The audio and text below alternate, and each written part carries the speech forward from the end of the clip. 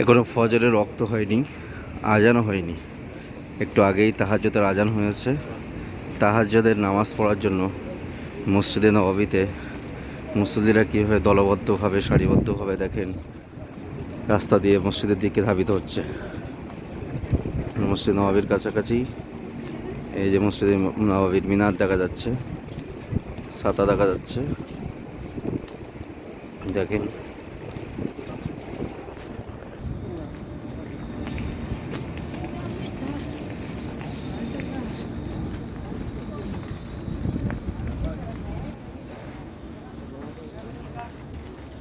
অসুস্থ ব্যক্তিরা তারাও হুইল চেয়ার করে তাহাজ্জুদের রক্তে নামাজের জন্য মসজিদ নববীর দিকে যাচ্ছে।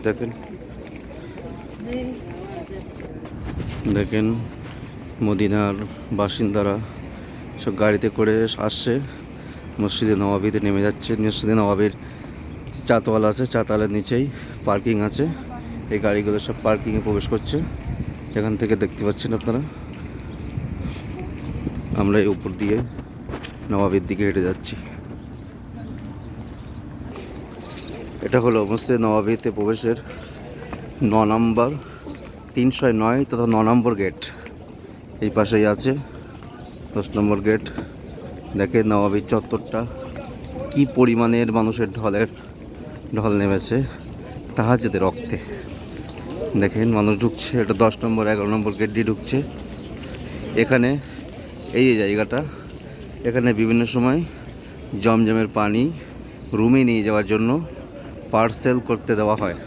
5 লিটার 10 লিটার করে পানি নেওয়ার জন্য এখানে লাইন দিয়ে পানি নিতে হয়। দেখেন বয়স্ক মানুষরাও হুইল চেয়ারে করে কীভাবে চলে আসছে। শুধু বয়স্ক মানুষ না, এর মাঝে মাঝে আমরা দেখতে পাচ্ছি গার্জিয়ানরা, আব্বা আম্মারা নিজেরা যেমন মসজিদে নববীতে আসছে, পাশাপাশি তাদের ছোট্ট ছোট্ট শিশুগুলোকেও গাড়িতে করে ঠেলে নিয়ে চলে আসছে মসজিদে নববীতে। এই দেখেন একজন আম্মা যান তার বাচ্চাকে নিয়ে যাচ্ছে গাড়িতে করে।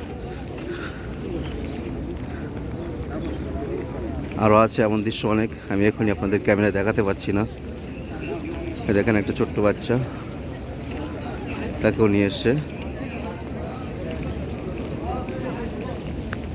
দেখেন কি সুন্দর দৃশ্য, ছাতাগুলো সারিবদ্ধভাবে দাঁড়িয়ে আছে। হয়তো ক্যামেরায় ছাতাগুলো দেখতে অনেক ছোট ছোট লাগছে, কিন্তু আপনারা শুনলে অবাক হবেন। এক একটা ছাতা এত বিশাল যে এর নিচেই 400-র বেশি মানুষ নামাজ পড়তে পারে। প্রায় 500-র কাছাকাছি মানুষ এক একটা ছাতার নিচে দাঁড়িয়ে নামাজ পড়তে পারে।